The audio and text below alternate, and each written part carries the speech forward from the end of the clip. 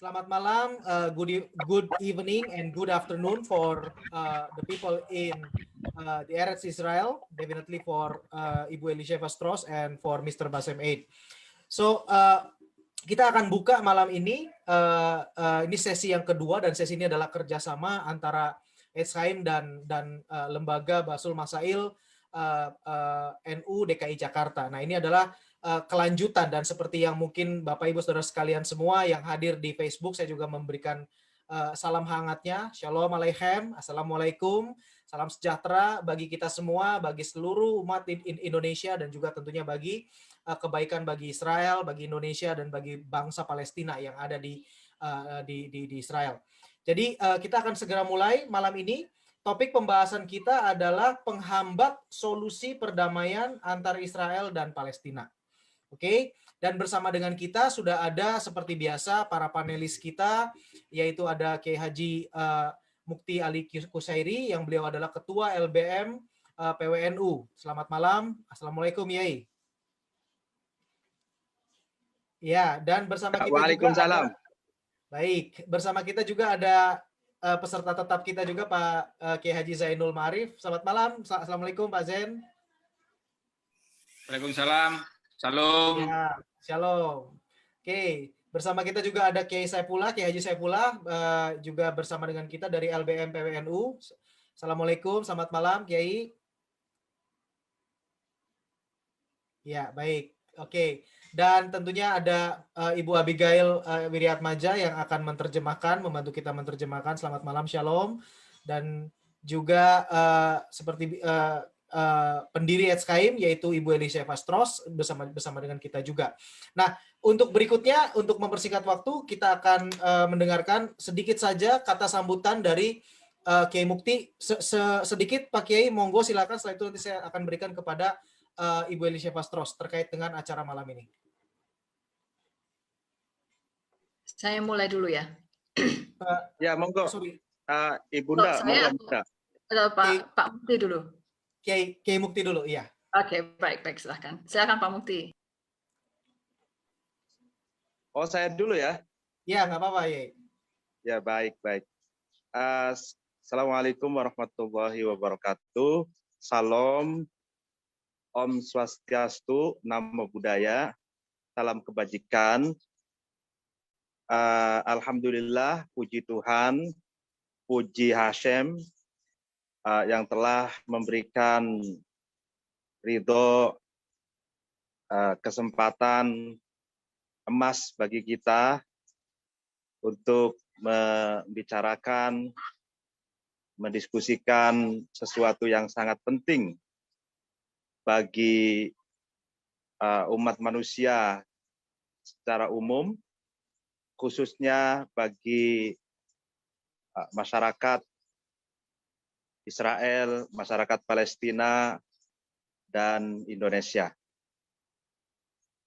Terima kasih kepada Ibu Elisheva yang telah menjadi jomblang atau Mas Jomblang atau Bu Jomblang, ya, yang telah menyambungkan kami di Indonesia, para Rabi Nahdlatul Ulama, dengan para pembicara atau narasumber yang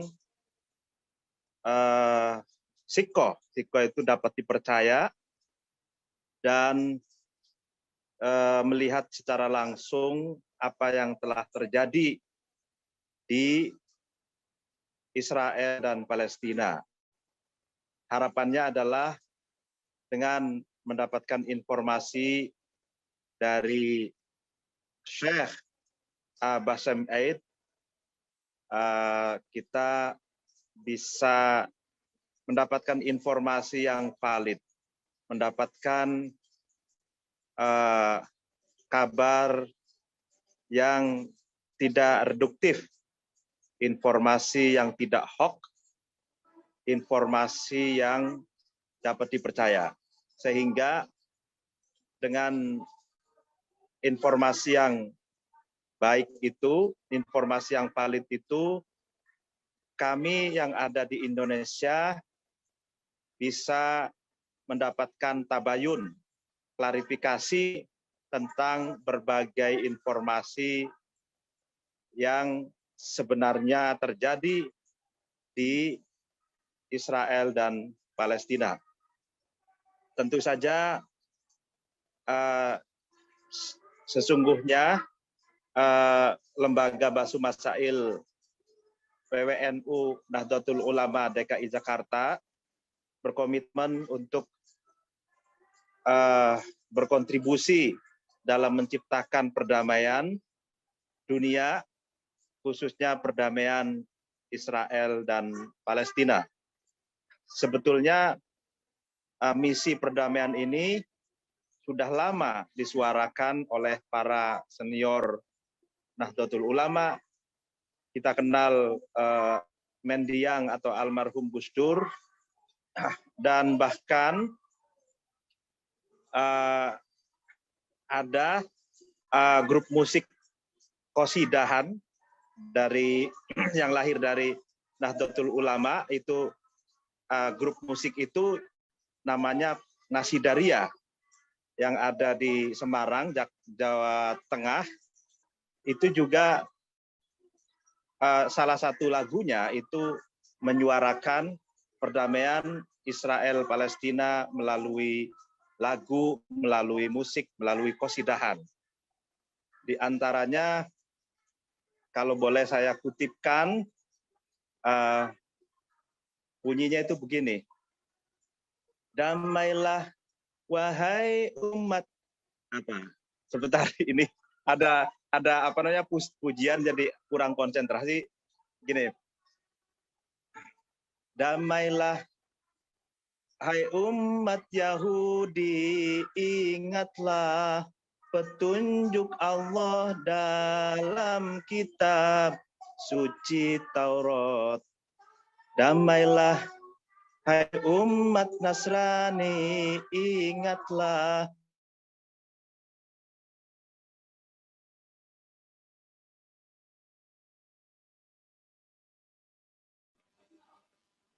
Halo Pak Kiai. Sepertinya ada gangguan dari Pak Kiai Mukti. Baik, jika begitu kita tunggu sebentar, nggak apa-apa. Tapi maksudnya gini, untuk agar tidak membuang waktu, nanti mungkin Pak Kiai bisa menyampaikan lebih lanjut setelah ini. Saya berikan dulu kepada Ibu Elisheva untuk memberikan kata sambutannya. Sebelum itu, perkenalkan saya untuk memberikan informasi kepada rekan-rekan yang ada di Facebook yang menyaksikan melalui live Facebook. Silakan nanti setelah pemaparan dari narasumber kita, Mr. Basem 8, silakan diberikan pertanyaan-pertanyaannya lewat Facebook chat. Nanti kita akan bisa coba untuk bahas. Tentunya demikian. Baik, untuk itu silakan saya persilakan kepada Ibu Elisheva Stros untuk menyampaikan kata pembuka dan setelah itu lanjut. Oh, Pak Mukti, Pak Kiai sudah masuk. Sudah kembali, yes. Tapi sepertinya stuck lagi. Halo, Shalom Kiai. Oke, saya ini dulu ya. Saya selak dulu sebentar, nanti Pak Mukti bisa teruskan. Ya, selamat malam para Kiai Haji, Bapak-Bapak Kiai Haji NU yang terhormat. Termasuk ke Basem 8, thank you so much for coming. And you have a very, very special guest for us. And I would like to introduce them that they are not only the leaders of the largest Islamic organization in Indonesia, but they are also the think tank, meaning they're higher than the leaders. They're actually the conceptor, and they're writing books, and they're teachers, they're lecturers. They're very important, influential people. And we are hoping that with your information and with your teaching, they are given a different perspective that they have so far received in Indonesia. In Indonesian, I will explain. Bahwa selama ini di media Indonesia itu hanya dapat perspektif dari Palestina saja. Karena apa? Kedutaan Israel itu tidak ada, sementara kedutaan Palestina ada. Sehingga semua media informasi itu kebanyakan adalah imbalance, sama sekali tidak seimbang. Dengan demikian, Etzchaim itu mengadakan acara ini, menimbang atau contemplating Abraham Accords, untuk menyeimbangi supaya informasi yang masuk dari Israel bisa dicerna dan bisa diterima oleh bangsa Indonesia juga. Ini sangat penting karena apa? Karena kalau Indonesia ingin menjadi mediator perdamaian antara Israel dan Palestina, seharusnya mereka mendengarkan dua sisi, bukan hanya sisi Palestina saja, tetapi juga sisi Israel. Jadi kalau banyak komentar nanti bahwa yang pembicara di sini adalah kebanyakan dari Israel, memang itu tujuannya, karena ingin memberikan suara dari Israel sendiri, di mana ribuan suara di luar sudah banyak yang Palestina. Itu saja. Saya serahkan kepada Leo. Semoga seluruh acara ini bisa bermanfaat bagi seluruh Indonesia. Kembali yang Pak Leo. Amin. Terima kasih Ibu Elisheva. Kiai Mukti akan menyelesaikan. Silakan Pak Kiai, atau bisa kita lanjutkan ke Pak Basem. Oh ya, saya hanya ingin melanjutkan syair yang terpenggal tadi itu. Silakan. Ya. Boleh ya? Silakan Pak Kiai. Jadi roaming jadinya mati tuh Kiai. Antum nyanyi jadinya mati langsung. Jadi intinya bahwa di lagu itu, di lagu grup musik Nasidaria itu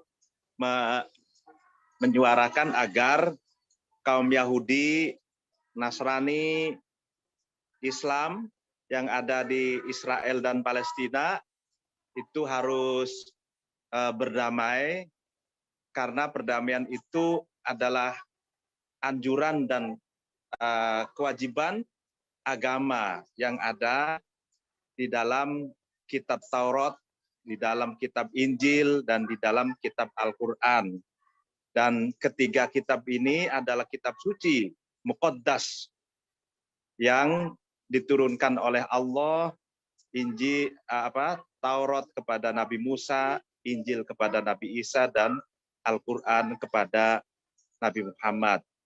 Jadi intinya seperti itu lagu itu, dan ingin saya katakan bahwa Nahdlatul Ulama itu sudah berbagai macam cara dan gaya untuk menyuarakan perdamaian itu, baik dengan musik, diplomasi, dan ini yang kita ikhtiarkan saat ini adalah ikhtiar dari bawah, people to people.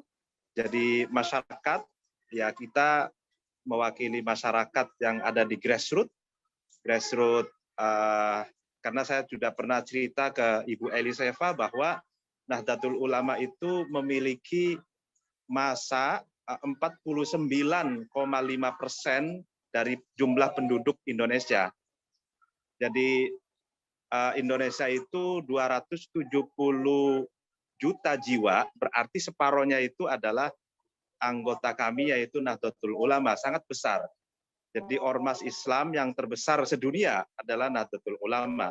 Karena itu kalau ingin menyampaikan informasi yang sebenarnya apa yang terjadi di Palestina dan Israel itu sangat tepat sekali melalui kanal Lembaga Basu Masail sebagai think tank Nahdlatul Ulama di DKI Jakarta. Demikian waktunya kami kembalikan kepada Pak Leo dan Ibu Abigail ya. Ya, silakan. Baik, terima kasih Kiai atas kata sambutannya, dan tentunya sepakat dengan Pak Kiai, semoga usaha kita ini diberkahi dan dirahmati oleh Tuhan Yang Maha Esa, oleh Hashem yang kita sembah, Tuhan pencipta langit dan bumi, agar membawa kemaslahatan bagi umat Indonesia, bangsa Yahudi, dan juga tentunya juga umat Palestina yang ada di sana. Baik, tanpa memperpanjang waktu, saya persilakan untuk Mr. Basem Eid. So, now it is your turn, Mr. Basem Eid, for you to bring about the important information that you would like to inform us here for the people of Indonesia. The time is yours, Mr. Eid. Yeah, thank you very much. And assalamu alaikum and shalom aleichem. I would like first of all to Elisheva for putting me in touch and inviting me for such kind of conference. I am very happy from here to talk directly with Indonesian leaders, organizations, individuals, and I believe that those Indonesians are really very open-minded, probably much more than any other Muslim country in the world. And I met in Israel so many Indonesians who came or arrived to Israel on pilgrims to visited Al-Aqsa and to visited the Abraham's Mosque in Hebron. I think that also shows that Israel also looking for the freedom of religion here, when Israel is allowing other religions to come from other countries that they don't have any kind of a diplomatic relation. 1 second. We need to allow the interpreter to integrate little by little. Thank you. Please go ahead. Ya, pertama-tama Bapak Basam Eid berterima kasih karena sudah diundang untuk ikut serta dalam diskusi ini. Beliau percaya bahwa orang-orang Indonesia, penduduk Indonesia ini sangat terbuka pemikirannya, mungkin lebih daripada negara-negara Muslim lain di dunia ini. Dan beliau mengatakan bahwa beliau memperhatikan dan mengetahui bahwa ada banyak sekali orang Indonesia yang datang ke Israel, bukan hanya untuk mengunjungi bagian-bagian yang Kristen maupun Yahudi, tapi juga mengunjungi Al-Aqsa dan Hebron, yaitu masjid di mana ada makamnya Abraham atau Ibrahim. Nah, beliau mengatakan, menyorot bahwa kalau Israel mengizinkan orang dari agama lain dari negara di mana mereka, dengan siapa mereka tidak memiliki hubungan diplomatik, maka bisa dilihat bahwa sebenarnya Israel tidak mempunyai rasa permusuhan apapun. Please continue. Yeah, so I think that the Israeli-Palestinian conflict shouldn't have to be excuse to any country in the world to create a diplomatic relation with Israel. Because the problem of the Palestinians is not Israel. The problem of the Palestinians is the Palestinian leader themselves. Look how much since 2007 until now, how we divided between Gaza and the West Bank, between the Hamas and the Fatah in the West Bank, and no one succeed until now to create any unity among the Palestinians. Please go ahead, Elisheva. Ya, kemudian beliau mengatakan bahwa masalah yang ada saat ini di antara Palestina itu bukan dengan Israel, karena justru dengan pimpinan dari Palestina itu sendiri. Karena sejak tahun 2007 bisa dilihat atau perlu diketahui bahwa sampai sekarang itu terbagi kekuatan politiknya di Gaza dan di tepi barat, antara Hamas dan Fatah di tepi barat, dan tidak ada satupun sampai sekarang yang bisa membentuk suatu kekuatan kesatuan. So I don't want the Indonesians to use the Palestinians for not creating the diplomatic relation. I think that any diplomatic relation between Israel and other Arab or Muslim country only can benefiting the Palestinians, and it's never ever harassing them. Go ahead, Elisha. Ya, dan beliau mengatakan bahwa orang Indonesia itu tidak boleh menggunakan alasan demi Palestina untuk tidak membuat atau membuka hubungan diplomatik dengan Israel. Karena menurut beliau hubungan diplomatik antara Israel dengan Indonesia maupun dengan negara Arab manapun itu justru akan membantu Palestina dan tidak akan mengganggu mereka sama sekali. You know, when God created the human beings, He created them to forgive each other, to to coexist with each other and to have peace with each other. This is the main goal that God created the human being. We have three religions here.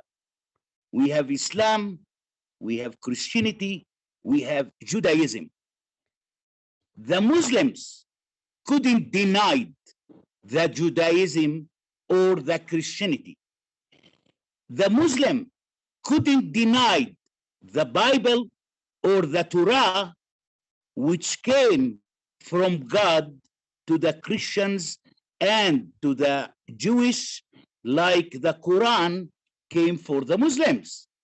So that's the main goal why God create the human being. Go ahead, Elisha. Ya, beliau mengatakan bahwa ketika Tuhan itu menciptakan manusia, sebenarnya manusia diciptakan dengan kemampuan untuk memaafkan, untuk membangun kedamaian satu di antara dengan yang lain, dan ini adalah tujuan utama justru Tuhan menciptakan manusia. Jadi ada 3 agama yang terlibat, yaitu Islam, Kristen, dan Yahudi, dan masing-masing itu tidak bisa menolak klaim dari agama lain bahwa contohnya untuk Yudaisme dan kekristenan itu turun kitab Torah, dan kemudian orang Kristen maupun Yahudi juga tidak bisa menolak kenyataan bahwa atau klaim bahwa Al-Quran itu diturunkan kepada orang Muslim. So sometimes we are hearing in some Muslim countries, like in Iran, as an example, or in Yemen, in the Middle East, that the people there calling to kill the Jews. Why to kill the Jews? Did God order Muslims to kill the Jews? Of course not. God never ordered the Jews to kill Muslims. So from where that slogan came out, that's really very important. And I think that the religious leaders should have to stand up one day and to stop such kind of rubbish slogan or statement, kill the Jews. Go ahead, Elisha.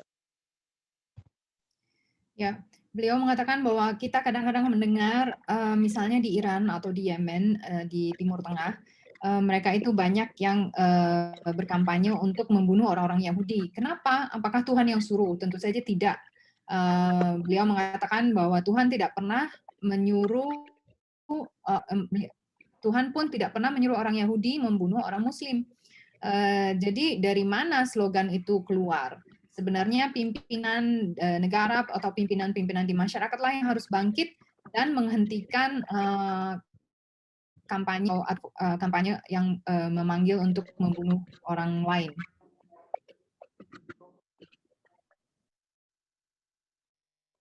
So you can see recently the so-called Abraham's Accord.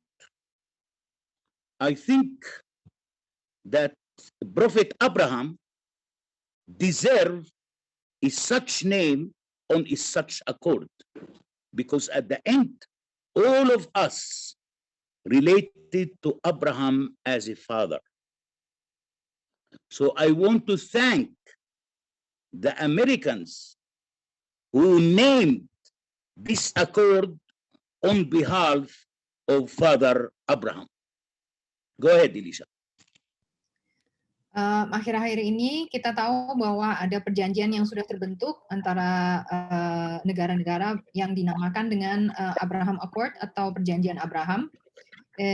Dan beliau mengatakan bahwa sangat pantas kalau nama Nabi Abraham itu atau Ibrahim dipakai untuk nama perjanjian ini, karena pada akhirnya 3 agama ini yang berada di 3 agama yang tadi disebutkan itu sebenarnya semuanya terkait dengan Abraham sebagai bapaknya. Oleh karena itu beliau berterima kasih kepada Amerika karena telah menamakan perjanjian ini sesuai dengan nama Abraham. So I think that all of the nation should be happy to call this accord Abraham's Accord. I wish one day that India will follow the other Arab countries who created a kind of a diplomatic relation with Israel, like the Kingdom of Bahrain, like the United Arab Emirates, like the Kingdom of Morocco, like the Sudan in Africa, whom recently also create a diplomatic relation with Israel. I think opening a diplomatic relation with Israel, that's benefiting the countries, the region, and the whole world. Go ahead, Elisheva. Ya, beliau merasa bahwa semua bangsa, bukan hanya kita, yang harus berterima kasih dan berbahagia untuk memanggil perjanjian ini sebagai perjanjian Abraham atau Ibrahim. Beliau berharap suatu hari Indonesia akan ikut mengikuti negara-negara Arab lainnya yang sudah membentuk hubungan diplomatik dengan Israel, seperti Bahrain, Emirat Arab, Maroko, Sudan di Afrika yang baru-baru ini juga baru saja membuka hubungan diplomatik mereka dengan Israel. Beliau merasa bahwa dengan membuka dengan hubungan diplomatik dengan Israel itu akan bukan hanya memberi keuntungan atau manfaat bagi negara Israel maupun namun juga bagi lingkungan, bagi negara ini, bagi semua negara di wilayah tersebut dan bahkan bagi seluruh dunia. Friends, as the religious leaders, Muslim religious leaders, I want to tell you that some of the Muslims these days causing damage to the reputation of the Islam.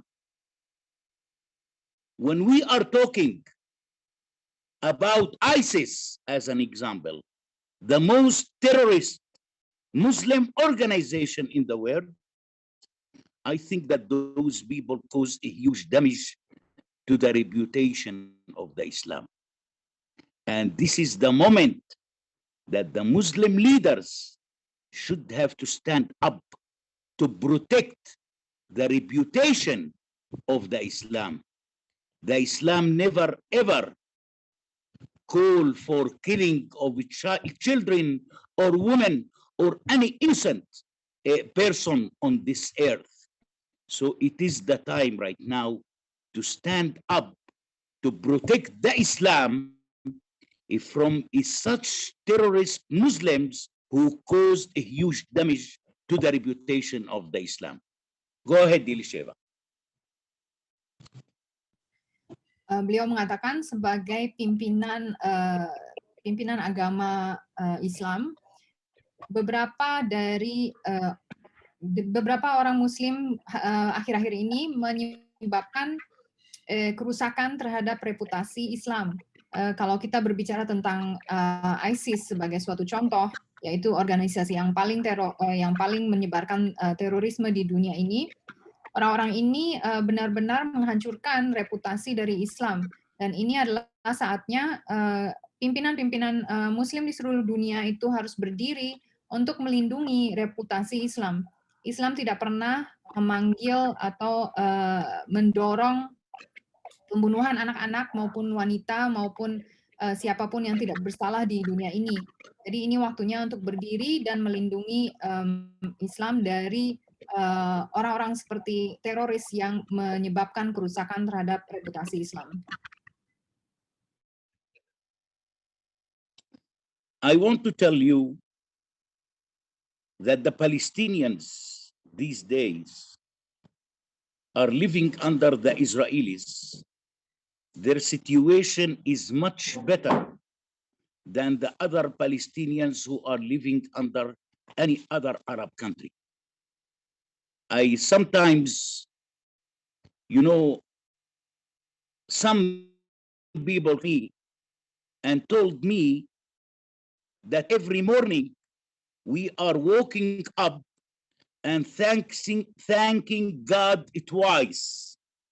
The first one that he create us Muslim, and the second one that he kept us under the Israelis, not under any other Arab country. Go ahead, Elisheva. Beliau mau berbagi bahwa di Palestina, orang-orang Palestina akhir-akhir ini yang bawah Israel, situasi mereka jauh lebih baik dari orang-orang Palestina yang hidup di negara-negara Arab manapun. Terkadang beliau dengar ada orang datang kepadanya dan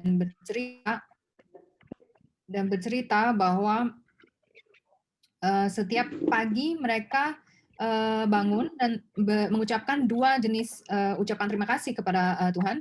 Pertama-tama bahwa Tuhan menciptakan mereka sebagai Muslim, dan yang kedua bahwa Tuhan menciptakan mereka untuk hidup di bawah pemerintahan Israel. So, as I told you, that the problem of the Palestinians is Israel. It is the Palestinians themselves. Imagine that in Gaza, you have two big political organizations like the Hamas and the Islamic Jihad, that these people are supported by Iran, and these people don't want to recognize the existence of the state of Israel. So how long it will take us to continue fighting, and for what we are fighting? And I think that the Hamas and the Islamic Jihad much more representing the Iranians rather than they are representing the Palestinians. Go ahead.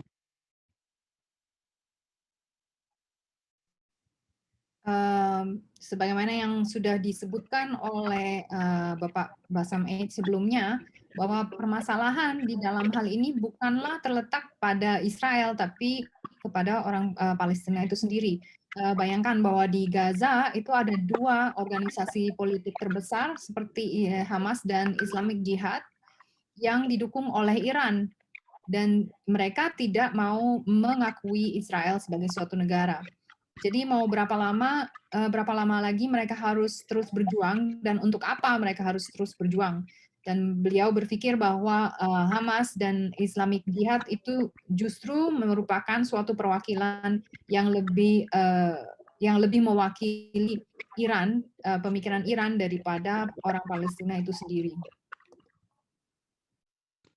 So the Hamas and the Islamic Jihad are not representing the Palestinians.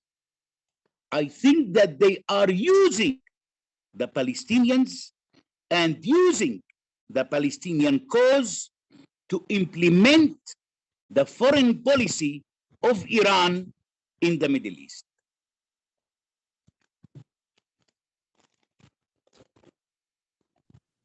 Jadi menurut beliau, Hamas dan Islamic Jihad itu tidak mewakili Palestina.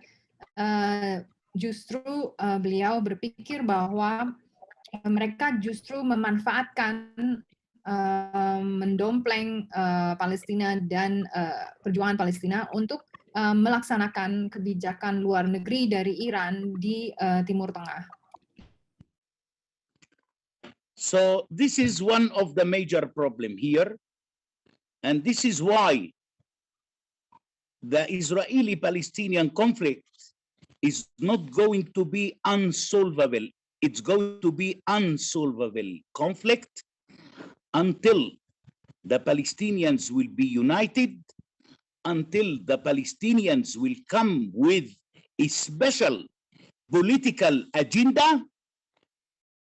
Others forget any kind of solution for the Israeli-Palestinian conflict. Don't wait for that conflict to be solved. If you can, as a country, as a big country like Indonesia, to create peace with Israel, please go ahead. Don't wait for the Palestinians, otherwise you will lose the opportunity.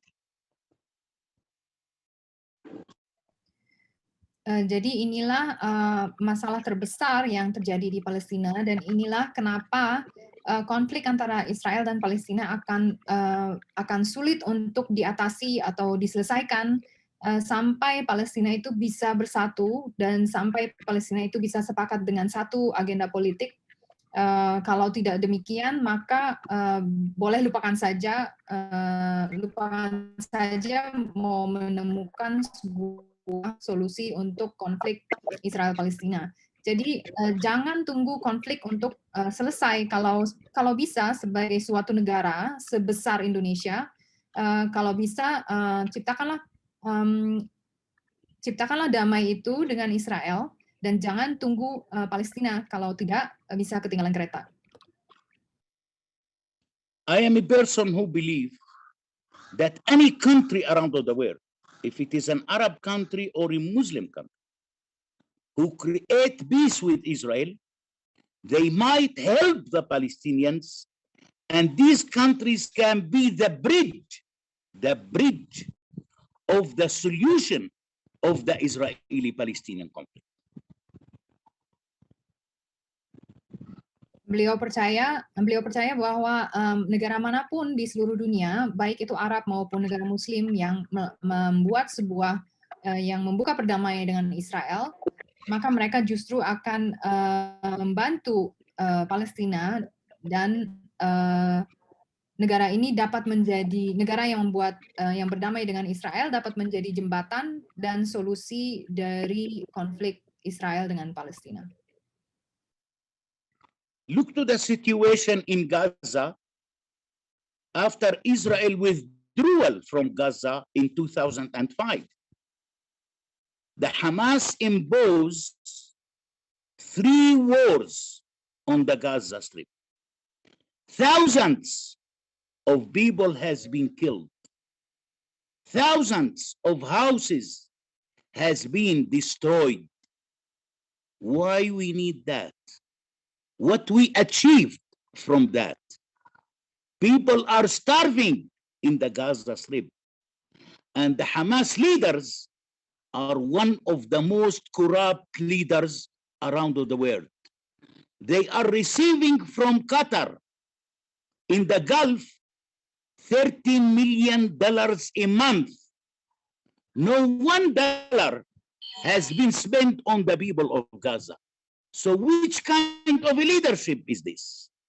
This is the leadership that should have to be sentenced for a capital punishment by the local Palestinians in the Gaza Strip.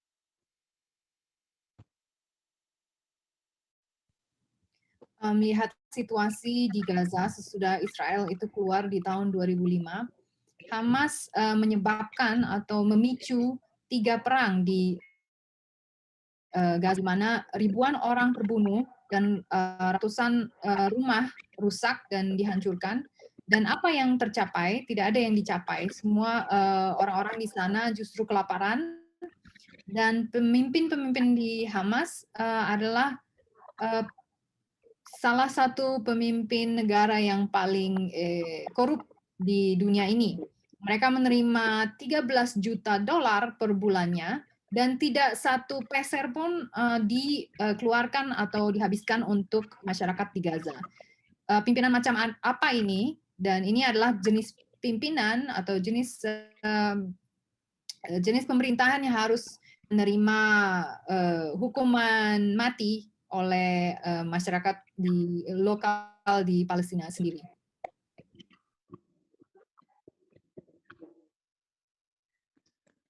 So this is the truth, and these are the facts on the ground.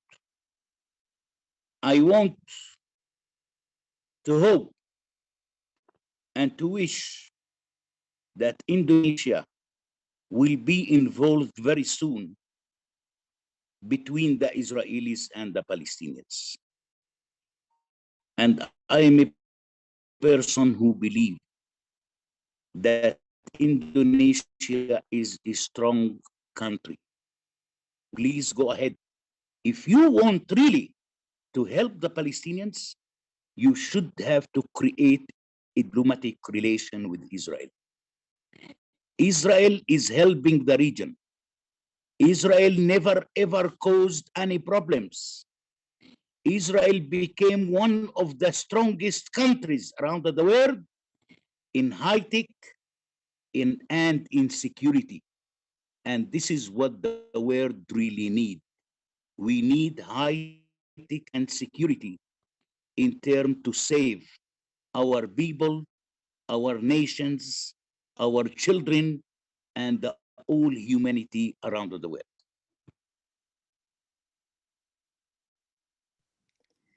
Ya, ini adalah yang dipresentasikan ini adalah kebenaran dan fakta yang ada di lapangan. Beliau berharap bahwa Indonesia akan segera terlibat dalam perbincangan antara Israel dan Palestina. Dan beliau adalah seseorang yang percaya bahwa Indonesia adalah negara yang cukup besar dan kuat. Jadi silahkan, tolong apabila ingin menolong Palestina, maka kita Indonesia harus buka hubungan diplomatik dengan Israel. Karena Israel itu justru membantu semua negara di wilayah, tidak pernah menyebabkan masalah satupun, dan telah menjadi salah satu negara yang paling kuat di bidang teknologi tinggi dan keamanan. Dan dua hal ini adalah sesuatu yang dibutuhkan dunia ini untuk dapat menyelamatkan orang, untuk dapat menyelamatkan masyarakat, dapat menyelamatkan bangsa dan anak-anak dan manusia. So peace is the demand of God. Coexistence is the demand of God. Forgiveness is the demand of God. Please go ahead and start obeying God's demands. Thank you very much. Dan beliau menutup bahwa ini, menurut beliau, ini adalah tuntutan dari Tuhan, yaitu bahwa kita bisa hidup bersama-sama secara berdampingan, kita bisa saling memaafkan, dan oleh karena itu mohon untuk terus dan memulai untuk mentaati tuntutan dari Tuhan. Terima kasih. Okay, thank you so much, Basamait, for explaining a very beautiful concept and fact that's happening here in Israel. Just a short introduction. I know that we have a very similar voice. My sister, this is my sister, it's Abigail. She's the one who's he's doing interpretation very beautifully. I know that people tell me all the time that she and me, we have the same voice, so everybody gets confused. But anyways, to those of don't understand who Basamait is, bagi yang tidak tahu siapa yang Basamait, beliau adalah orang warga Palestina yang membela hak asasi manusia Palestina di Israel. Kita mendapatkan satu kehormatan untuk beliau datang ke Zoom ini. And I heard and I read in one of the comments that people in Indonesia would love to have you visit Indonesia, hopefully one day soon. I really hope. Yeah, saya kembalikan ke Leo.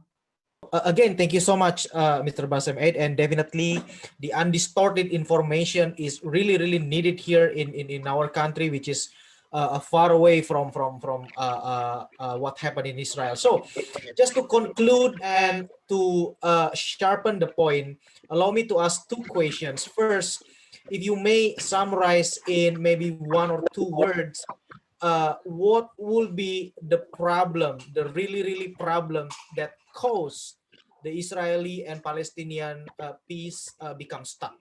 And then after you answer, then I'll go to the second question. Okay, I think that there are several reasons why this conflict almost stuck for a long time. You know, there are so many fingers also playing in such kind of conflict. There is a lot of money sponsoring the continuation of the conflict. There are countries who want to continue supporting the continuation of the conflict. So this is the problem that looks like to me that the Israeli-Palestinian conflict is completely out of the hands of the Palestinians and out of the hands of the Israelis. That's one of the major problems of the Israeli-Palestinian conflict.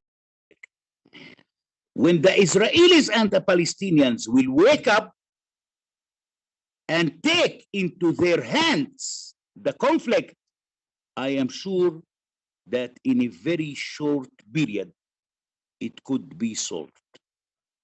Ya. Oke, saya jelaskan, saya terjemahkan dulu. Jadi ada beberapa alasan kenapa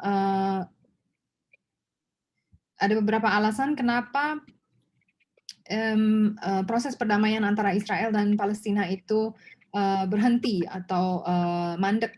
Karena di dalam suatu konflik itu banyak sekali pihak di luar dua pihak yang berkonflik itu yang memiliki kepentingan terselubung ya. Karena di dalam konflik itu bukan hanya kepentingan politik tapi juga keuangan. Ada banyak sekali orang-orang yang sudah berinvestasi di dalam konflik tersebut. Banyak orang yang merasa yang punya kepentingan agar konflik ini terus berlangsung. Dan ini adalah masalah yang menjadikan konflik antara Israel dan Palestina ini benar-benar ada di luar kuasa dari Israel dan Palestina itu sendiri. Itu adalah salah satu masalah yang paling utama. Tapi ketika Israel dan Palestina akan bangun dan mengambil tanggung jawab sendiri dan menangani konflik ini sendiri di antara mereka, beliau percaya bahwa dalam waktu singkat ini bisa terselesaikan. Terima kasih, Ibu Abigail. So, the follow-up question, Mr. Aid, is basically, if, let's play a what-if scenario, if everything is okay, say the Palestinian authority and also the Israeli want to take by themselves this kind of peace process between them, what does really the Palestinian authority really want in this peace process?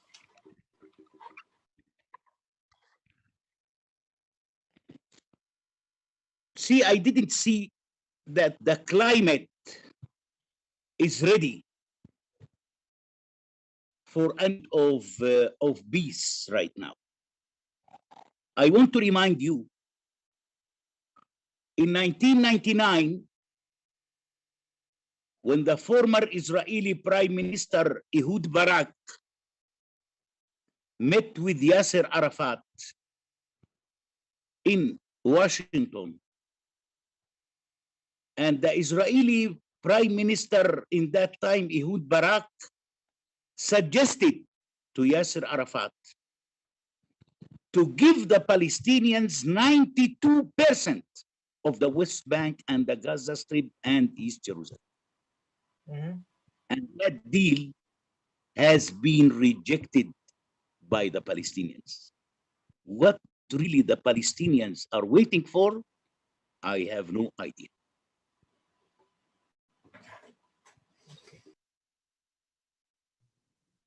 Ya, tadi Bapak Leo bertanya, sebenarnya kalau Palestina dan Israel itu mengambil alih proses perdamaian ini, kira-kira apa sebenarnya yang diinginkan oleh Palestina di dalam proses perdamaian? Kemudian beliau menjawab bahwa dia tidak melihat bahwa iklim politik saat ini siap untuk bentuk perdamaian dalam bentuk apapun. Karena perlu diingat di tahun 1999 ketika Perdana Menteri Israel Ehud Barak pada saat itu bertemu dengan Yasser Arafat di Washington, dan Perdana Menteri Israel saat itu mengusulkan atau menawarkan kepada Yasser Arafat untuk memberikan Palestina 92% dari tepi barat dan Gaza serta Yerusalem Timur. Tawaran ini ditolak mentah-mentah oleh Palestina. Jadi apa yang diinginkan oleh Palestina, Pak Bassam pun tidak tahu. We remember last year with the former president of the United States, Donald Trump, when he put out a kind of a program, and he called it the deal of the century. Yeah. The deal Yeah. of the century was talking more and more about economy, not about independency. But I think that's exactly what the Palestinians need. How you can form a state without having the infrastructure of the state. We don't have the infrastructure of the state. A state must have to be built before it's announced. And this is the major problem of the Palestinians, that every day they are threatening the world that we are going to announce on our own independent state. Where is the state? Where is the infrastructure of the state? Where is the economy of the state?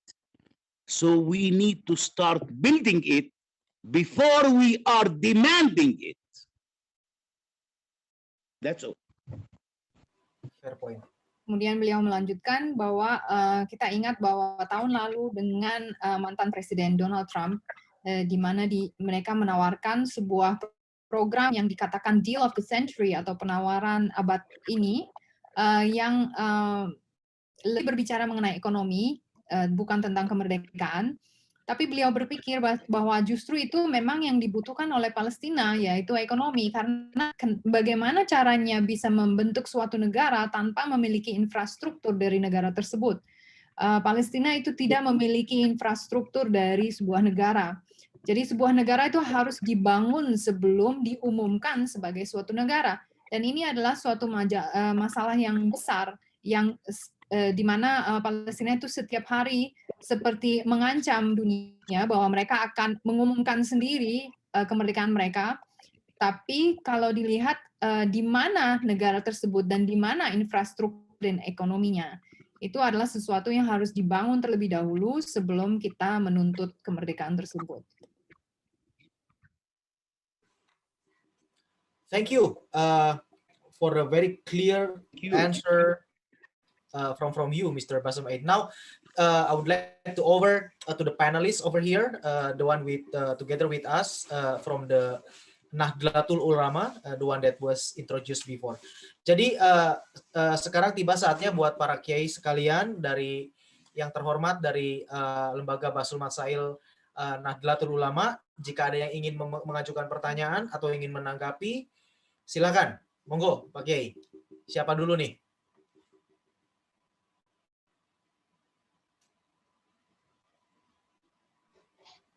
Halo. Ya, Kiai Roland. Silakan Pak Kiai. Terima kasih kesempatannya kepada kami di Masail ini. Kalau dilihat dari presentasi dari Profesor Dr. Bassem, Bapak Mr. Bassem Eid. Mr. Bassem Eid ya. Saya memahami bahwa seperti kata beliau tadi, memang masalahnya bukan di Israel, tetapi justru di negara Palestina sendiri ya, masalahnya. Kalau dilihat tadi kata Profesor bahwa sebenarnya Israel itu selalu berupaya ya untuk membangun perdamaian dengan Palestina ya, karena tetapi untuk membangun perdamaian itu membutuhkan tindakan membangun kepercayaan bersama di kedua belah pihak, yaitu Israel dan Palestina. Sama misalnya Israel tentu saja sudah mempertimbangkan hak dan kepentingan masyarakat Palestina ya, dan juga tentu saja Israel juga sudah memiliki hak dan kepentingan yang sah yang harus dipertimbangkan. Jadi oleh karena itu perdamaian itu hanya dapat dicapai melalui proses negosiasi yang bertujuan untuk membuat jembatan supaya kesenjangan itu bisa berakhir. Saya pikir kalau saya lihat juga dari presentasi Profesor Basamit tadi, sebetulnya memang upaya-upaya yang dilakukan saya sudah banyak sekali. Dulu misalnya bertemu misalnya tadi dengan Presiden Mubarak di Mesir, dan juga pernah juga bertemu dengan Presiden dulu Al-Sadat, dan juga bertemu dengan Raja Hussein dari Yordania, dan berbicara mengenai banyak hal, terutama mengenai perdamaian antara Israel dengan Palestina, agar perdamaian itu bisa terwujud. Saya kira ini upaya yang sangat positif sebetulnya, tetapi lagi-lagi misalnya kendala itu mentok hanya karena Palestina tidak mengerti sebetulnya atau mungkin tidak mau mengerti gitu loh, bagaimana kehendak yang atau perdamaian yang diupayakan oleh Israel, dan bahkan juga didukung oleh banyak negara di negara-negara Arab itu. Jadi menurut saya ini ada pertanyaan dari saya ini sebetulnya. Sebetulnya bagaimana sih gitu loh posisi Israel ini, sikap Israel ini dalam pembentukan negara Palestina. Apakah Israel itu memberikan dukungan misalnya kalau misalnya Palestina ingin membuat negara sendiri, atau bagaimana? Itu pertanyaan saya. Silakan Ibu terjemahkan kepada Pak Basem. Okay, so he says that, as you have pointed out, Israel has always tried to reach out to the Palestinian people and try to establish peace. But then again, there needs to be an understanding that between two parties who want to establish peace, there needs to be established a trust between them first. And peace can only be reached through a negotiation which aims to bridge the gap between both parties' interests. In truth, there had already been many efforts for peace, which is good. But again, the challenge is that the Palestinians may not understand and may not understand the kind of peace that Israel can offer. And his question is, what is Israel's stance regarding the PA's or the Palestinians' independence, and whether Israel actually supports the establishment of a Palestinian state?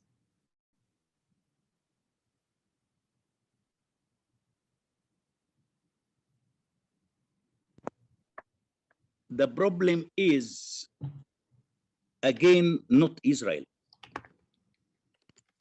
I think that the majority of the Israelis supporting what we used to say two-state solution for two people.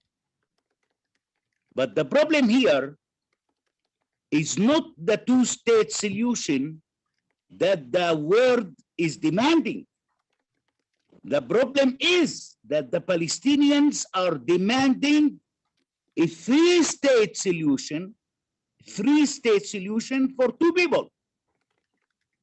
The Hamas want to continue keeping their Islamic emirate, continue keeping his own empire in the West Bank and the state of Israel. This is the major problem here. This is the major problem here. Please go ahead. Oke, jadi sekali lagi beliau mengulang bahwa masalahnya bukan terletak di Israel itu sendiri, tapi karena menurut beliau sebagian besar dari orang Israel itu mendukung apa yang biasanya disebutkan sebagai two-state solution atau solusi dua negara untuk dua bangsa. Namun permasalahannya di sini bukanlah solusi dua negara untuk dua bangsa yang diminta oleh seluruh dunia, tetapi masalahnya justru Palestina itu sepertinya meminta atau menuntut solusi tiga negara untuk dua bangsa, karena Hamas tampaknya ingin mempertahankan kepentingan mereka sendiri di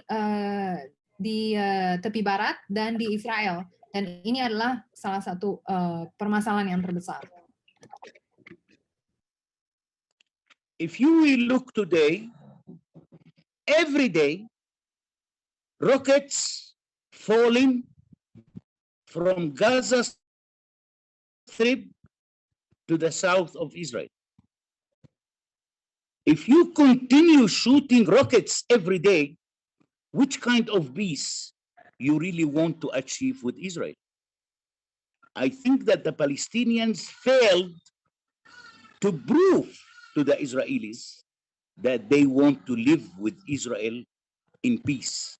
We almost failed with that. And Israel don't believe that the Palestinians are really seeking any peace with Israel right now. Oke, kalau kita lihat sekarang, setiap hari dari Gaza itu ditembakkan roket-roket ke sebelah selatan Israel. Kalau mereka terus menembakkan roketnya setiap hari, perdamaian macam apa yang sebenarnya ingin mereka capai? Tampaknya Palestina itu sudah gagal untuk membuktikan kepada Israel bahwa mereka memang mau hidup dengan Israel dalam kedamaian. Dan mereka hampir gagal dalam hal itu, sehingga Israel sendiri sekarang sudah tidak percaya lagi bahwa Palestina memang masih mau berdamai dengan Israel saat ini.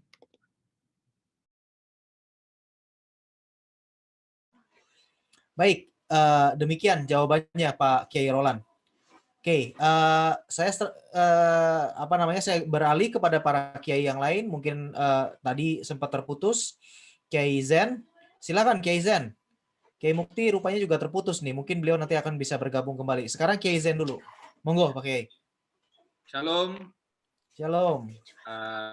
Erestov. Assalamualaikum warahmatullahi wabarakatuh. Tadi saya mohon maaf sempat terputus karena gangguan sinyal.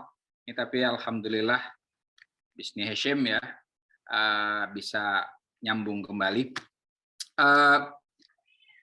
Pertama saya akan melanjutkan dari ungkapan Kiai Mukti di awal dan Bu Ali Shefa di awal, itu menurut saya menarik.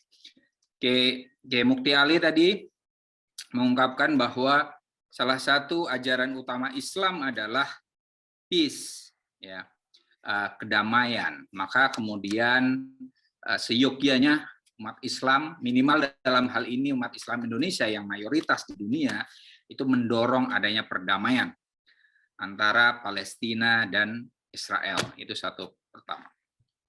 Saya menambahkan tentang hal itu. Selain salam atau peace atau kedamaian, perdamaian, ajaran Islam juga mengajarkan keadilan. Keadilan itu menjadi ajaran utama. Are you hearing? Di mana? Are you hearing me? Yes, Mr. Basem, we can hear you. You're back online. Okay. Thank you. Sorry, maaf Pak Kiai, mohon lanjut, silakan. Oke. Tadi fa'dilu wa aqrabu littaqwa. Ini karena live di Facebook, saya akan sedikit mengungkapkan hal-hal yang terkait dengan Indonesia ini, paling tidak. Ini saya bicara dalam hal ini merespon tadi dan bicara ke umat Islam minimal di Indonesia. Fa'dilu, berbuat adillah, kata Tuhan di Al-Qur'an disebutkan, huwa, adil itu aqrabu littaqwa. Sarana terdekat menuju ketakwaan. Ketakwaan adalah upaya manusia untuk menjalankan perintah Tuhan dan menjauhi larangannya. Adil. Adil itu jadi salah satu fondasi dasar di Islam selain perdamaian. Nah, tadi menarik ketika Bu Eliseva bilang adanya ketidakseimbangan informasi, ya kan? Nah, adil itu salah satu basicnya adalah berimbang, dan itu menjadi perjuangan NU itu juga tawazun, berimbang. Nah, celakanya dalam hal ini terjadi ketidakberimbangan informasi. tadi Ibu Eliseva bagus sekali di awal menyatakan bahwa informasi yang ada kami di Indonesia itu memang tidak berimbang. Kami hanya mendengar dari perspektif Palestina, tapi kami tidak mendengar perspektif Israel. Nah, momentum hari ini, beberapa pertemuan yang kemudian disiarkan secara live di Facebook ini sebenarnya upaya kita untuk menghadirkan keberimbangan informasi. Jadi ketika tadi Mr. Basam Eid itu mengungkapkan, itu paling tidak kita di Indonesia bisa menyimaknya sebagai salah satu perimbangan informasi agar kita bisa mengambil keputusan dengan baik. Karena ketika informasinya itu berat sebelah, tentu saja kita tidak bisa mengambil kesimpulan dengan baik. Saya selain sebagai klerik lah ya, saya adalah dosen filsafat yang mengajarkan logika. Logika itu harus ada premis mayor, premis minor. Yang disitunya harus ada middle term, term tengah yang bisa mempertemukan antara premis mayor dan premis minor. Baru dari situ kesimpulan bisa diambil. Nah, sama tadi. Taruhlah kita lihat dalam hal ini Palestina dan dengan Israel itu adalah dua premis. Nah, tidak cukup dengan satu premis kita kemudian mengambil kesimpulan. Harus ada dua premis yang bagaimana di situ kita cari middle term, term tengah yang bisa menggabungkan kedua hal itu, maka kesimpulan bisa dihadirkan. Nah, maka adanya forum semacam ini jadi penting agar kita di Indonesia terutama bisa mendengar perspektif yang lain. Nah, hal-hal yang mungkin perlu nanti diklarifikasi oleh Bu Eliseva dan juga Mr. Basam Eid adalah asumsi-asumsi ya. Selama ini yang kita dapatkan bahwa pertama, salah satunya, dan ini juga sempat mengganggu pikiran saya juga, bahwa Israel itu menjajah Palestina, dan kemudian setelah begini, urutannya adalah yang kita cerap di Indonesia adalah begini. Urutannya adalah Bani Israel itu tersebar di seluruh dunia. Lantas dipersekusi atau hampir dibasmi oleh Nazi. Setelah itu mendapat tempat yang nyaman di Yerusalem, yang sekarang ditempati sebagai negara Israel. Tapi kemudian sebagai imbasnya orang-orang Palestina itu terusir. Nah, itu yang jadi persoalan dan menjadi gangguan sebagian minimal Muslim di Indonesia adalah mengapa pihak yang tadinya itu terusir kemudian harus mengusir bangsa yang lain. Nah, itu yang perlu diklarifikasi oleh Bu Eliseva dan juga Mr. Basam Eid. Dalam hal ini, Jus adalah bangsa yang terusir, kemudian mendapatkan tempat. Kenapa harus mengusir? Nah, itu. Kalau ini asumsi ini belum terklarifikasi dengan baik, maka anggapan bahwa Israel itu menjajah dan juga mengusir Israel Palestina itu akan mempersulit upaya orang Islam di Indonesia untuk kemudian melihat bahwa ini sebenarnya kasusnya tidak seperti itu. Itu paling tidak saya menanyakan tadi asumsi yang kenapa bangsa yang terusir kemudian ketika menempati satu tempat harus mengusir bangsa yang lain. Gitu. Terima kasih. Okay, I'll try to explain in short. At first, he says that other than, he refers back to the opening statement by Kiai Mukti and Elisheva. First of all, that one of the Islamic tenet is peace. So it is imperative that the Muslims of Indonesia, who are the majority in the world, pushes for peace between Palestine and Israel. And he adds that other than peace, another tenet of Islam is to uphold justice, and this is what he says to respond not only to the presentation that Bassam Eid has presented, but also to teach to the audience in public on Facebook that as a Muslim you must be just. And which is and justice is one of the closest effort towards ketakwaan, towards full observance. Yeah, full observance to God. And one of the efforts to fulfill his mitzvah. And it's very interesting that when Elisheva says that there's an imbalance of information that is received in Indonesia regarding the Israeli-Palestine conflict.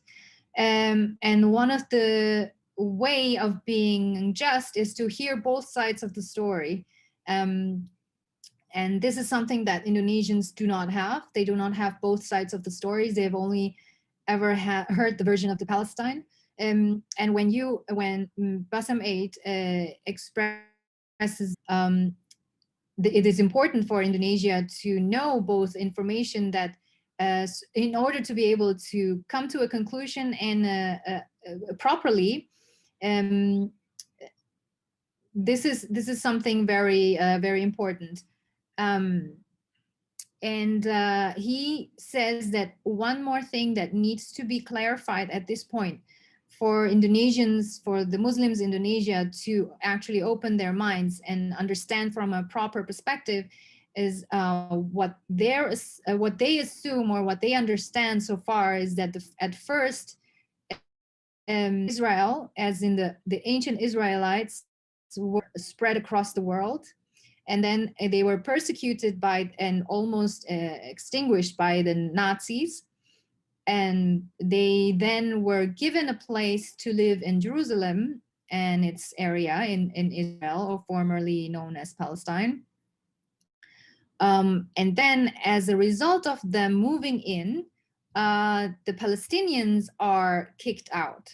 And this has become one of the major problems for the Muslims in Indonesia to accept.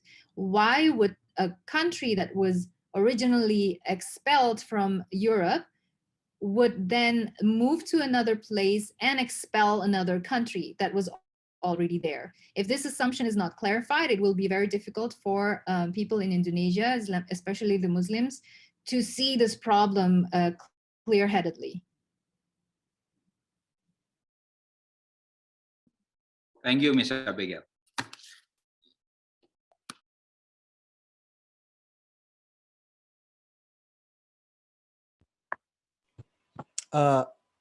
You are on mute, Mr. Bassam Eid. Now you're okay. Please continue. What I want to say that we should have to forget the history. And we have to look much more to the future, not to the past. Secondly, everybody remember that on the 13th of September 1993, there is a kind of a peace accord between the Israelis and the Palestinians, which we call it the Oslo Agreement. The Palestinian leaders in Oslo Agreement almost confirm the recognition of the state of Israel. So we already recognize Israel, the Israel state existence. We already. So we shouldn't have to come today and to say that Israel expelled the Palestinians and the Jews expelled from Europe. Leave all of that. Leave all of that. Let us go forward, not backward. And forward means that the Palestinians, as I said, must have to come out with a clear political agenda. to tell the world what exactly they want. But looks like to me today that the Palestinians who are keeping the conflict continue rather than the Israelis. This is one of the major problems here. So I don't think if you want to make peace, you should have to move forward and not to move backward. Oke, silahkan diterjemahkan dulu. Oke, Pak Basam Eid mengatakan apa yang ingin beliau sampaikan adalah bahwa kita harus melupakan sejarah, karena untuk mencapai perdamaian kita harus maju melihat ke masa depan belakang. Dan kedua, kalau mau melihat ke belakang, harus diingat bahwa tanggal 13 September 1993 itu sudah ada suatu perjanjian perdamaian antara Israel dan Palestina yang dinamakan dengan Perjanjian Oslo, di mana pemimpin Palestina di dalam perjanjian tersebut mengonfirmasi negara Israel. Jadi singkatnya, Palestina itu sudah mengakui keberadaan dari negara Israel. Jadi tidak bisa sekarang ini kembali membahas bahwa Israel itu mengusir Palestina sesudah mereka sendiri terusir dari Eropa atau negara lain. Itu semua harus ditinggalkan karena kita tidak bisa mundur kalau mau maju untuk mencapai perdamaian. Dan melangkah maju itu artinya bahwa Palestina harus mencapai dan membuat suatu agenda politik yang jelas yang memberitahu seluruh dunia sebenarnya apa yang mereka mau. Menurut beliau sendiri, tampaknya Palestina saat ini memiliki kepentingan untuk terus melanjutkan konflik, sedangkan Israel tidak seperti itu. Dan inilah yang menjadi permasalahan. Jadi beliau menyimpulkan kalau saat ini mau mencapai perdamaian, kita harus maju dan bukan mundur.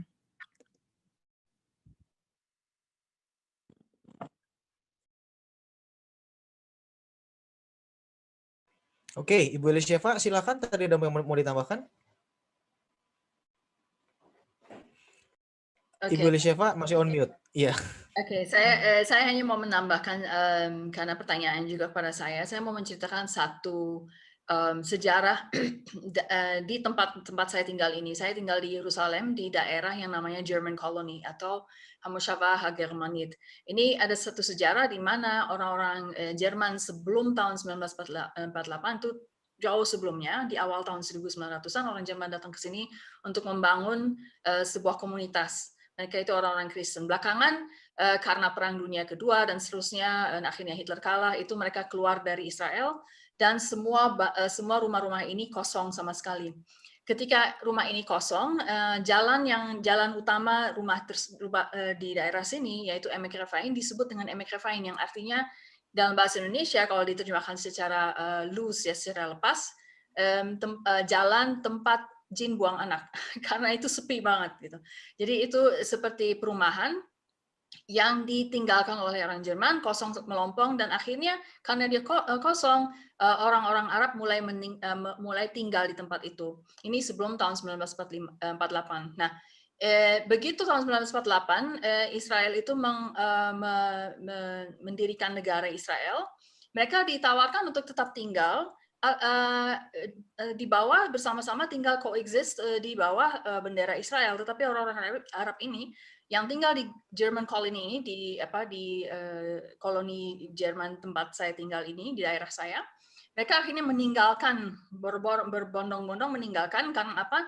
Bukan karena diusir, karena nggak sudi dipimpin orang Yahudi. Jadi harus ingat bahwa banyak juga orang Muslim, ya, juga di Indonesia, yang tidak sudi dipimpin oleh orang yang bukan Muslim. Itu fakta keras. Saya apa boleh buat, saya harus mengatakan dengan sejujurnya bahwa ada orang-orang Muslim yang seperti itu, yang tidak sudi dipimpin oleh orang-orang yang bukan Muslim. Jadi orang-orang yang di sini akhirnya meninggalkan dan sekarang berkoar-koar bahwa nenek saya, kakek saya itu ternyata diusir dari situ. Mereka bukan diusir, mereka mengusir diri sendiri karena lebih baik mereka tinggal tidak punya rumah daripada dipimpin oleh orang kafir seperti orang Yahudi. Itu yang harus diketahui. Banyak sekali kejadian-kejadian seperti itu di daerah-daerah.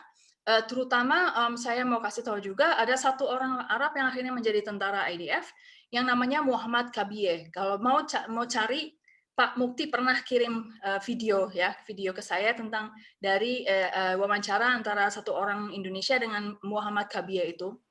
Coba search Abu aja. Janda. Ya, dan dia itu memberikan ceramah di dalam salah satu videonya itu dalam bahasa Inggris mengatakan bahwa waktu Israel menjadi negara, keluarganya itu ditawarin untuk tinggal bersama, tetapi banyak tetangga-tetangga mereka yang meninggalkan, lebih baik tinggal tanpa punya rumah daripada tinggal di bawah pimpinan orang non-Muslim. Jadi tidak sepenuhnya benar kalau orang bilang bahwa Israel itu mengusir orang-orang Palestina.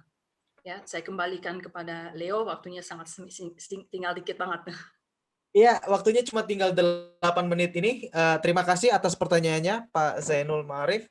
Ini sudah ada yang ngangkat tangan, yaitu Pak Kiai Saifullah dan juga Pak Asnawi. Pak Kiai Asnawi, ini mau mana dulu ini? Pak Kiai Asnawi dulu. Oh, monggo, silakan Pak Kiai Asnawi. Silakan. Terima kasih. Salam, assalamualaikum warahmatullahi wabarakatuh. Sahabat saya Pak Leo Yuwono, Pak Basam, Bu Elisiva Astros dan Abigail, serta bapak-bapak yang lain. Saya menyampaikan bahwa dalam hadis Nabi, yakni Nabi kami, Nabi Muhammad, itu pernah bersabda, "Sataftariqu ummati ala salasatin wa sab'ina firqatan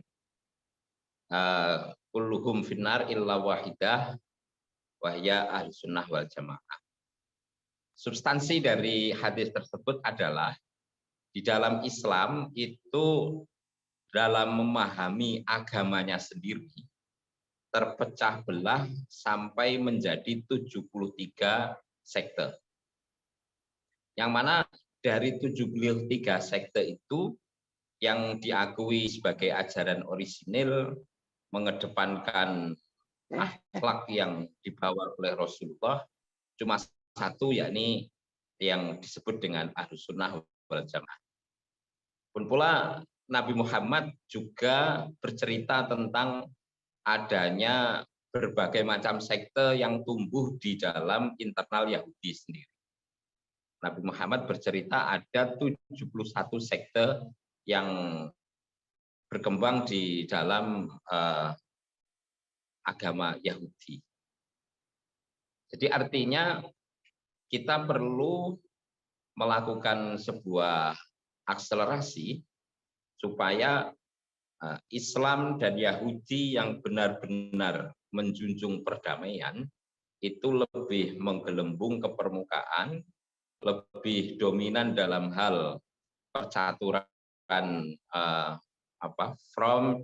percaturan politik, percaturan image ini, supaya perdamaian ini segera terwujud. Memang benar kata Bu Eliseva ya, bahwa Islam ada sebagian sekte yang tidak menginginkan perdamaian, benar-benar anti Yahudi. Pun pula saya yakin di dalam internal Yahudi juga ada semacam itu, ada ada semacam tumbuh anti-Islam itu sendiri. Maka dari itu saya ingin menyampaikan kepada saudara Basim yang dalam hal ini sebagai aktivis dari Palestina, belajar dari apa yang terjadi di Afghanistan.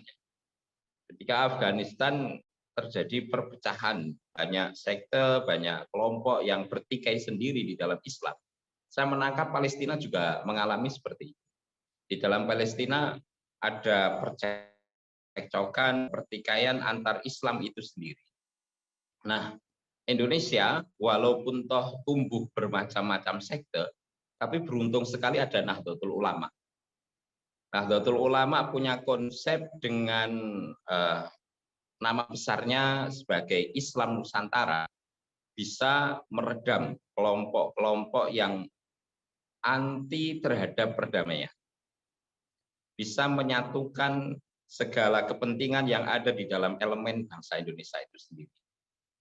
Ini jadi pelajaran supaya Palestina bagaimana punya organisasi di dalam tubuh rakyat Palestina sendiri dengan berkiblat atau terus terang belajar kepada Nahdlatul Ulama bagaimana apa yang sudah dicontohkan oleh Islam Afghanistan, Islam Rusia, kemudian banyak Islam di Eropa, sehingga mereka tidak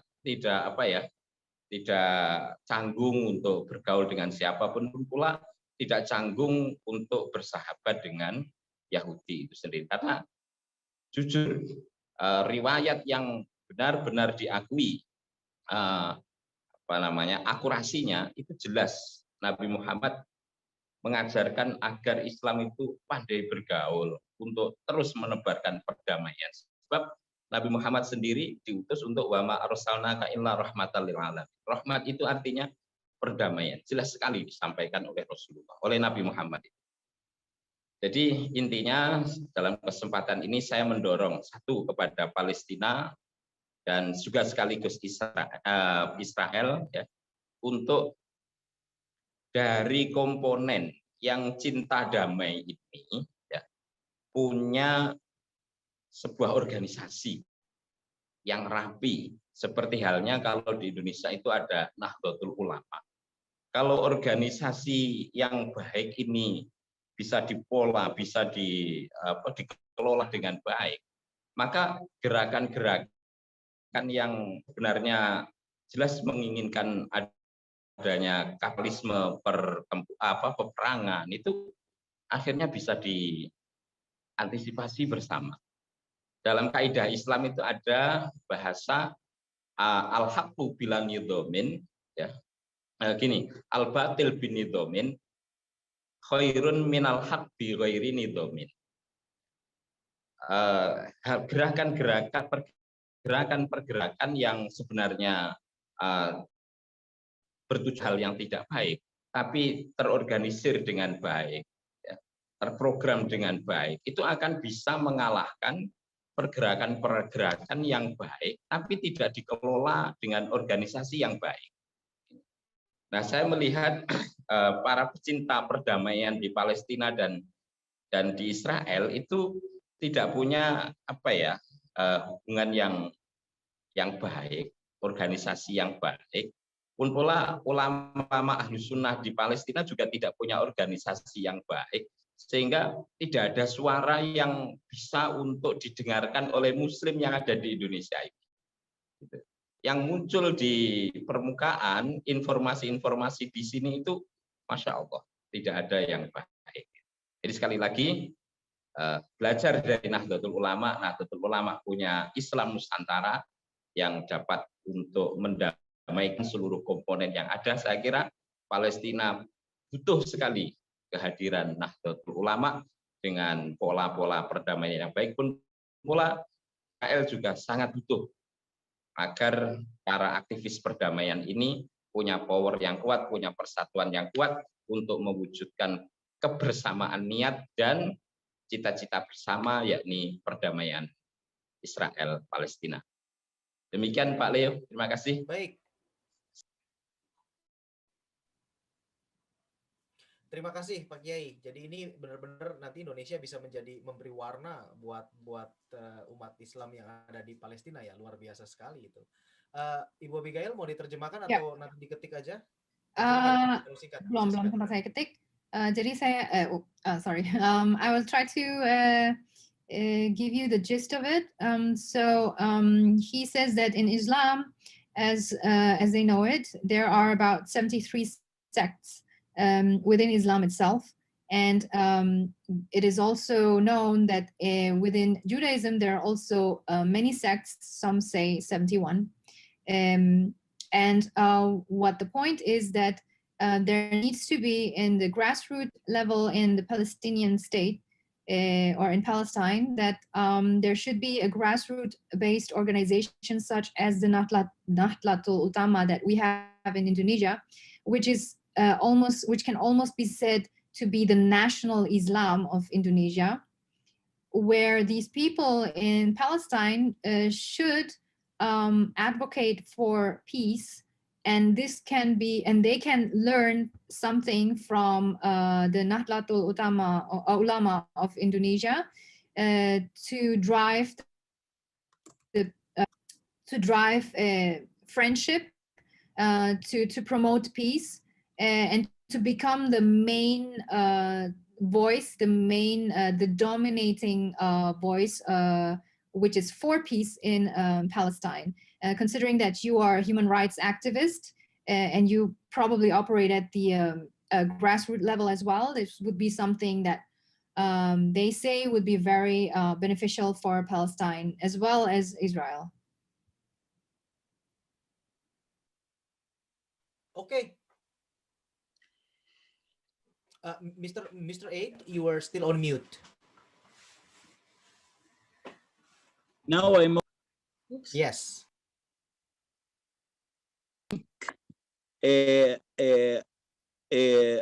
We still need more and more cooperation between Palestinians and Israelis. You know, unfortunately, the second Intifada, which started, almost killed, you know, the all good relations between the Israelis and the Palestinians. And now we are trying to rebuild these relations again and again.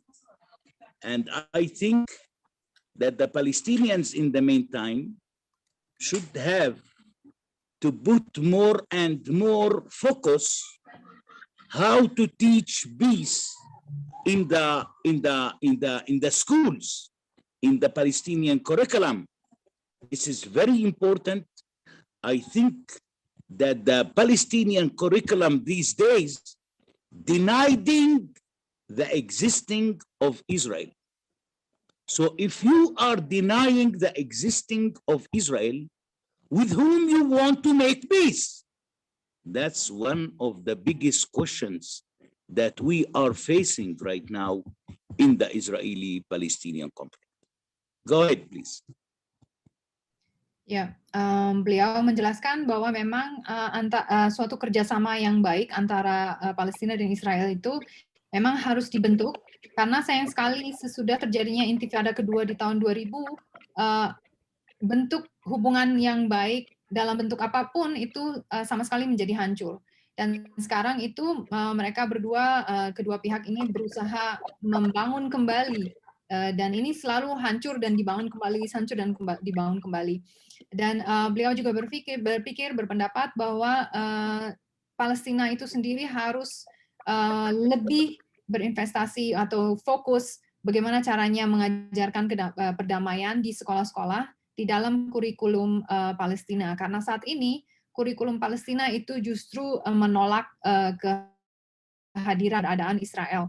Jadi kalau menolak keberadaan Israel, dengan siapa Anda akan melakukan membangun perdamaian? Ini adalah suatu pertanyaan besar.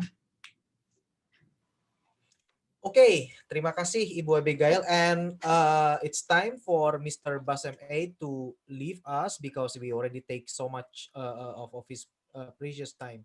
So on behalf of the committee, on behalf of also the people of Indonesia, Mr. Bassem Aid, we really thank you so much for your valuable time, valuable contribution, valuable information for us, and let us hope that this session will bring us good, and especially for Indonesia, and also we as Indonesian can contribute to the peace of in Israel, between Israel and the Palestinian people. So thank you so much, Mr. Bassem Aid.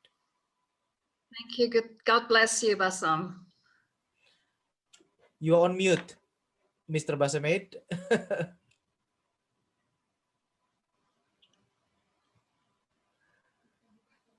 Oke, thank you so much. Kita nggak bisa dengar, kayaknya beliau sangat antusias ngomong tapi lupa unmute. Jadi beliau say goodbye-nya kita nggak bisa dengar. Oke, nggak masalah. Oke, tapi kita bisa lanjut di sini. Masih ada dua kiai lagi yang mungkin masih belum mengungkapkan unek-uneknya nih. Saya udah mulai terbiasa dengan NU.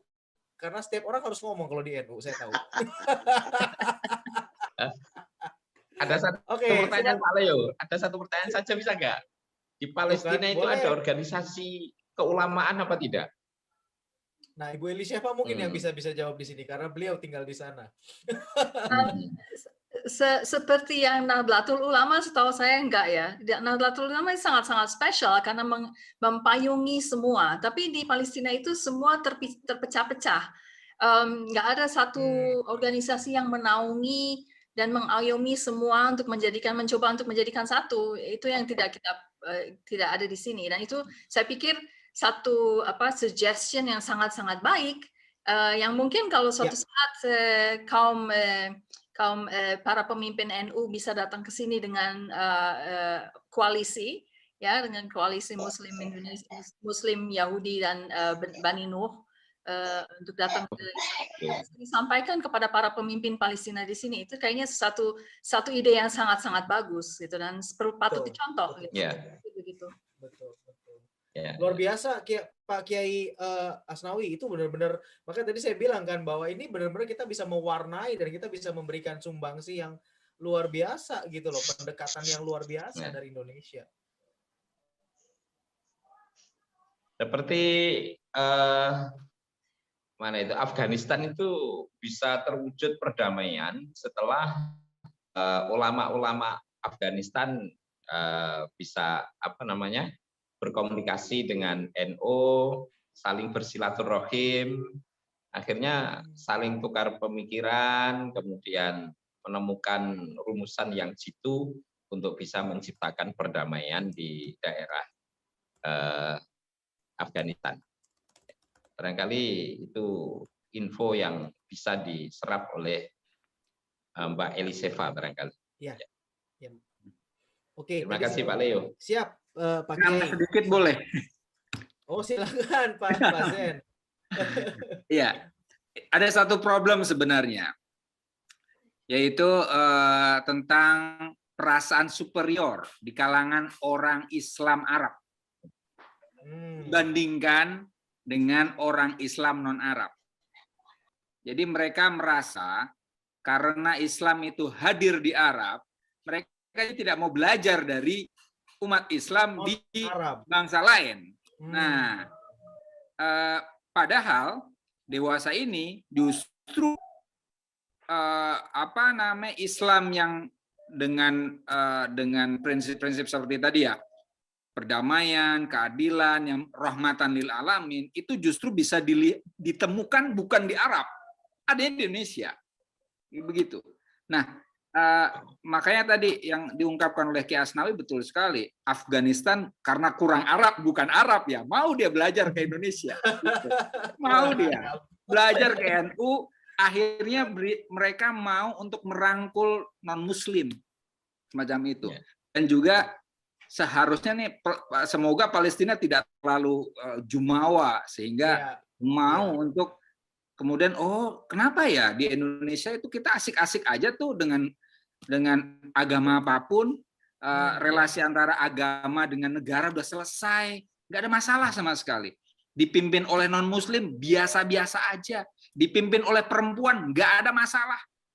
Dan itu kami di NU berjuang untuk meyakinkan grassroots agar hal-hal yang menjadi barrier, penghalang untuk kemajuan ya sebenarnya, untuk kemajuan, untuk berelasi dengan berbagai pihak itu bisa hilang gitu.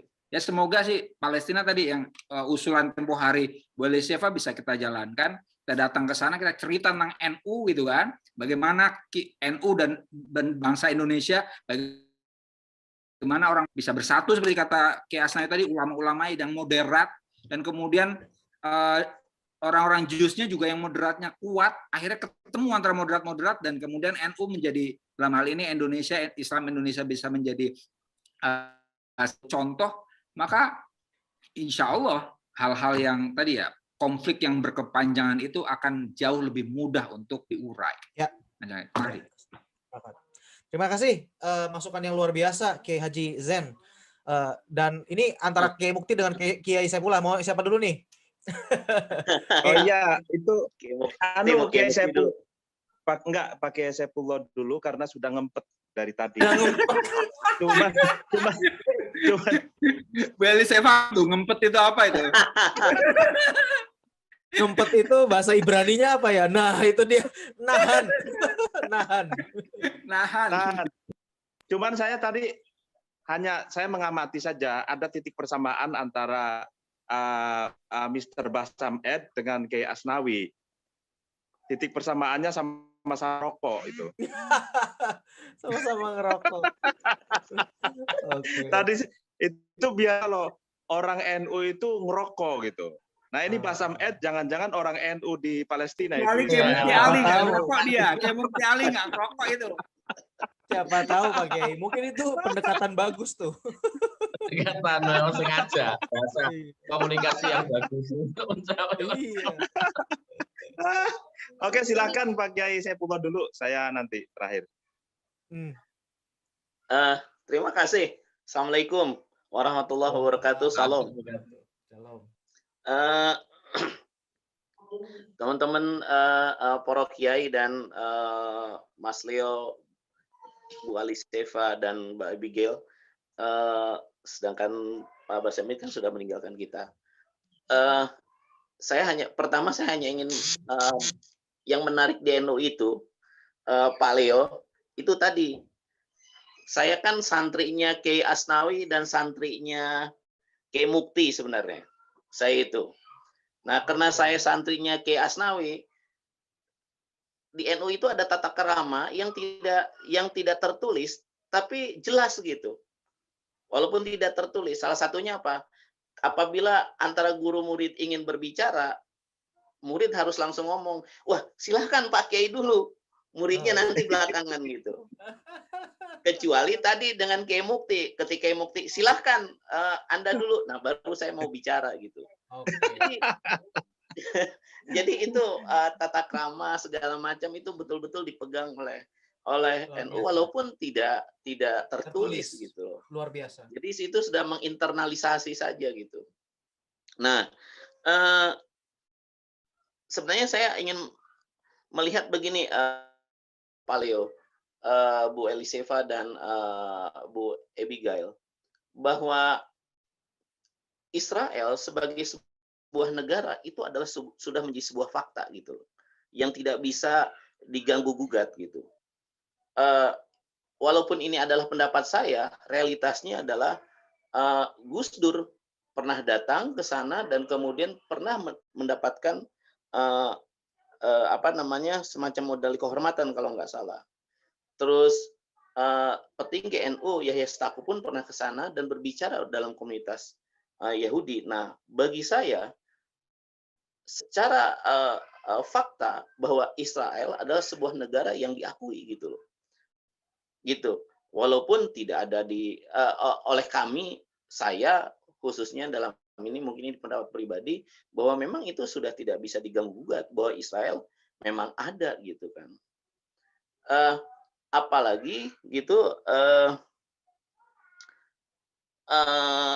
itu ditandai dengan sebenarnya kan ada tadi Pak Basam Ed tadi pun mengatakan bahwa sebenarnya sudah ada perjanjian antara Palestina dengan Israel. Ketika perjanjian itu ada, maka sebenarnya ketika perjanjian itu ada dalam kedua belah pihak, sebenarnya kedua belah pihak pun sama-sama mengakui keberadaannya. Keberadaan Palestina sebagai sebuah bangsa dan keberadaan Israel sebagai sebuah bangsa gitu. Nah, persoalannya kan Israel sudah menjadi sebuah negara, Palestina belum menjadi sebuah negara kan gitu. Nah, bagaimana apabila Palestina menjadi sebuah negara, tapi kelihatannya saya melihat dari pihak Israel ada keraguan gitu. Keraguannya apa? Yang pertama tadi Pak Basam mengatakan bahwa seharusnya di Israel sana ada dua bangsa, akan tetapi Palestina melihatnya kelihatannya ini ada tiga bangsa gitu loh. dengan adanya Hamas dan Fatah gitu kan. Saya melihatnya seperti itu gitu loh. Ini yang jadi persoalan gitu. Keraguan-keraguan dari Israel ini yang saya pikir perlu dicarikan solusinya. Bagaimana ini bisa minimalisir atau bisa diyakinkan bahwa tidak mungkin Palestina pun menjadi ada dua bangsa di sana gitu. Ada Hamas, ada Fatah, kemudian menjadi dua negara gitu. Kemudian apalagi ternyata antara kedua belah pihak pun ada di belakang itu ada negara-negara lain yang mensupportnya misalkan gitu. Tadi terungkap adanya Iran misalkan. Nah, saya pikir ini yang harus clear bagaimana kita menyelesaikannya gitu loh. Karena apa? Harus diakui gitu loh bahwa Israel pun ketika ingin menginginkan supaya ada hubungan diplomatik dengan Indonesia, Israel pun harus paham pula bagaimana suasana kebatinan di Indonesia gitu loh. Nggak bisa itu dinafikan gitu kan, bahwa Indonesia punya sejarah dengan Palestina misalkan. Itu tidak bisa dihilangkan, apalagi bukan sebagai Indonesia, bukan sebagai sebuah negara saja, akan tetapi rakyat Indonesianya gitu. Ini yang harus dipahami juga. Andaikan ini tidak dipahami atau dipaksakan begitu saja oleh negara misalkan, akan terjadi persoalan juga di Indonesia sebagaimana yang pernah saya ungkapkan yang lalu gitu, Pak Leo. Oleh karena itu saya memahaminya perlu ini gitu loh, bagaimana kekhawatiran dari pihak Israel dan kemudian Palestina pun bisa meyakinkan itu, dan itu bisa misalkan dijembatani oleh Indonesia, atau mungkin NU tadi bisa masuk di dalamnya, ya kenapa tidak gitu. Bagi saya sih itu gitu loh. Akan tetapi tetap dasarnya kita sebenarnya sudah mengakui keduanya, Palestina sebagai sebuah bangsa dan Israel sebagai sebuah bangsa. Itu, terima kasih. Siap, Pak Kiai Saifullah, masukan yang luar biasa juga. Tapi tentunya kita nggak bisa langsung dengar tanggapannya karena Basem Aid, narasumber kita sudah tidak ada di sini. Mungkin terakhir Pak Kiai, karena mengingat waktu juga Pak Kiai sekaligus menyampaikan pendapatnya dan sekaligus menutup. Pak Kiai, silakan untuk acara kita malam ini. Baik Pak Leo, terima kasih. Yang ada beberapa hal yang ingin saya sampaikan. Yang pertama, kita mungkin butuh semacam kelompok WA group ya, untuk merumuskan koalisi kita yang pernah kita diskusikan beberapa hari yang lalu. Kita mencari bersama-sama nama yang catching, yang bagus, cantik, dan mudah dihafal. Seperti yang sudah saya obrolkan bersama Ibu Eliseva TikTok lewat WA itu tentang nama, dan salah satu program unggulannya adalah memberangkatkan para ulama-ulama muda yang handal-handal, yang energik ini, untuk bisa melihat realitas yang ada di Palestina dan Israel. Agendanya bukan hanya berkunjung, tapi juga menulis apa yang ada di sana, dan ide yang bagus sekali dari Pak Kiai Asnawi, bagaimana NU kita ini, maksudnya Lembaga Bahas Masail NU DKI ini bisa memberikan satu pencerahan, tanda kutip, kepada masyarakat Palestina agar bisa belajar kepada Nahdlatul Ulama, agar bagaimana bisa menciptakan atau mewujudkan satu organisasi moderat gitu. Yang selama ini kan Hamas, Fatah, lalu kemudian ada lagi PLO, ada lagi di sana Al-Qaeda, ada ISIS, ada Jabhat Nusroh, ada apa lagi itu Ikhwanul Muslimin dan lain sebagainya. Dan itu aliran yang maksudnya yang ekstrim ya, ekstrim semua. Biasanya kalau ekstrim itu saling menyalahkan masih satu dengan yang lain, saling mengkafirkan, dan di situ sepertinya tidak ada satu organisasi moderat seperti NU, dan itu kita bisa memberikan satu wawasan bagaimana sih prinsip-prinsip organisasi Islam NU yang moderat, yang bisa mengayomi semua kalangan. Jadi kita di sana bisa, mungkin Israel bisa memfasilitasi kita untuk presentasi dan memberikan pendekatan ke mereka agar memiliki cara pandang open mind, cara pandang yang moderat, cara pandang yang toleran, sehingga bisa tercipta satu perdamaian di sana. Nah, itu sangat penting sekali, seperti dicontohkan Kiai Asnawi tadi. Taliban itu salah satu kelompok yang ada di Afghanistan, itu belajar Pancasila, belajar keislaman yang berbasis kebangsaan.